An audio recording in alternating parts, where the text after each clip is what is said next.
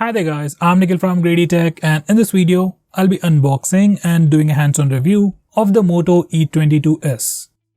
Now this phone will be launching today and you can check out the pricing information in the description, and it will be available for sale starting from 22nd October. This phone will be available in two colors, Arctic Blue and the Echo Black. We have the black color with us right now. Now the main highlights for this phone would be its 90Hz display, premium design, a 16-megapixel primary camera, and a side-mounted fingerprint scanner. Well, anyway, here's the box. Without any further delays, let's get on with the unboxing. Inside the box, first we have the phone itself, followed by the SIM card ejector tool, documentation.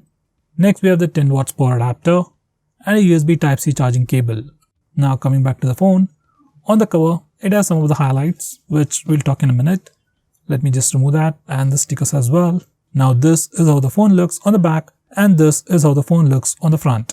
Now let's have a physical overview. On the back side, this phone comes with a 2.5D curved fiberglass with a pretty cool pattern underneath, and at the top we got the camera modules with a dual camera setup and the LED flash. At the center we got the Moto logo, and at the bottom we got the Motorola branding. By the way, this phone also has the IP52 water repellent design. Now on the front we have the display with the punch hole design with pretty sleek bezels on the sides. The bezel at the top is slightly bigger, especially when compared to the sides, and the chin, that's the bezel at the bottom, is slightly bigger.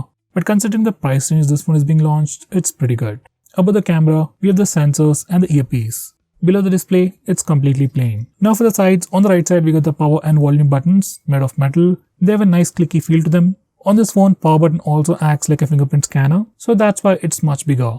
At the top, we got just the audio jack. On the left side, we got a SIM card tray housing 2 nano SIM slots along with a dedicated SD card slot. Finally, at the bottom, we got the primary microphone followed by the USB Type-C charging port and the speaker grill. Now this phone has a thickness of 8.49 mm and weighs 185 grams. In hand, it feels pretty sleek, it fits pretty comfortably, and weight distribution is also done pretty well. Phone doesn't feel all that heavy. In fact, it feels pretty lightweight. It is definitely surprising considering this phone has a 5000 mAh battery. Anyway, phone definitely looks and feels great, especially the weight distribution has been done really well. Now these are the complete specifications of this phone.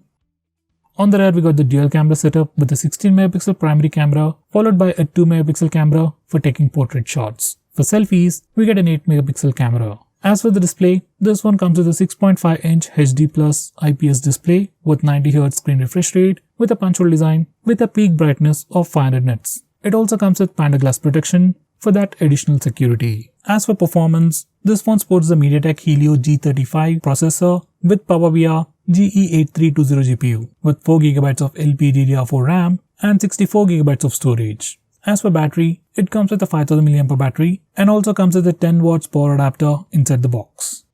Now this is how the phone looks once we turn it on and set it up. This is our home screen. Here's the app drawer. There isn't any bloatware, just the basic applications that you need.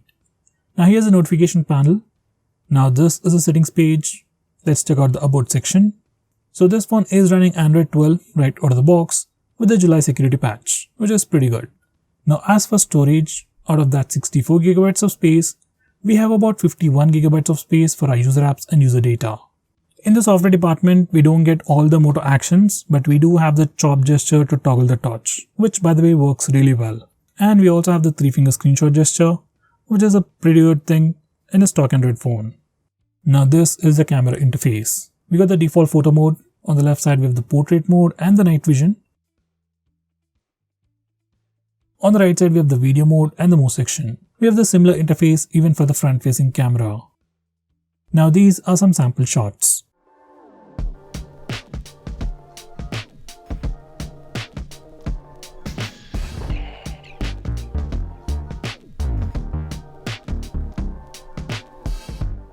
Now coming to the audio department, we do get the audio jack on this phone. I have tried it and the audio experience is pretty average. Like there isn't anything good to talk about it and there isn't anything bad to talk about it either.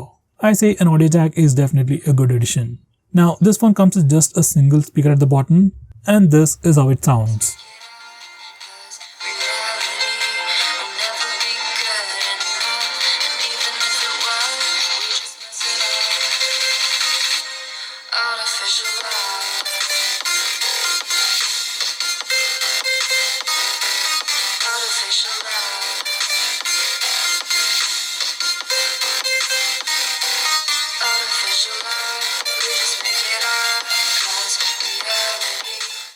So there you have it. Speaker is definitely loud enough for media consumption, ringtones and alarms.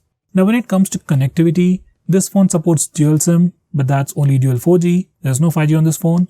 It has Bluetooth 5, Wi-Fi 5. It supports dual band, that's 5 GHz and 2.3 GHz. We also have FM radio. Now when it comes to the sensors, these are all the sensors that we got. We have all the basic stuff, there's nothing missing. This phone also has a side-mounted fingerprint scanner and the performance is pretty good. Here's a quick preview. It almost unlocks the phone within a second. By the way, every time you use the fingerprint scanner, we also get a haptic feedback, which is a pretty nice addition. As for the haptic engine on this phone, I'd say it's pretty usable.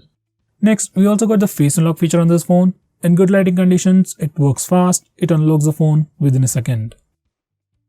In low lighting conditions, face unlock still works, it's pretty fast, but takes about a second or two to unlock the phone. In complete darkness, it struggles a lot. Anyway, we do have a pretty fast fingerprint scanner, so we can do with it. Now for my initial impressions, I would say the overall design and build of the phone is pretty good. As I've told earlier, weight distribution has been done really well when compared to the previous Moto phones. I personally like this new Moto E22s design. Now when it comes to cameras, once again this phone does a pretty good job, especially for the price. As for the overall performance, I'll say it's pretty good. Like for a normal user, you won't find any hiccups or any kind of lags, and because of that 90Hz screen refresh rate, in fact you'll find that all the animations are much smoother. So guys, to conclude, Moto E22s is definitely a pretty good option to consider around a price range of 10,000 rupees. It's got the punch hole design display, which definitely looks much better than a notch. It's got 90Hz screen refresh rate, which makes it great for gaming, and you're also getting bigger battery with pure stock Android experience. So we are getting all the best things that we get with a Moto phone. So guys, what do you think about this phone? Do let me know by commenting below this video, and if you're planning to buy this phone, use the link in the description. It always helps the channel. With that said, this is Nikhil signing off. See you in my next video.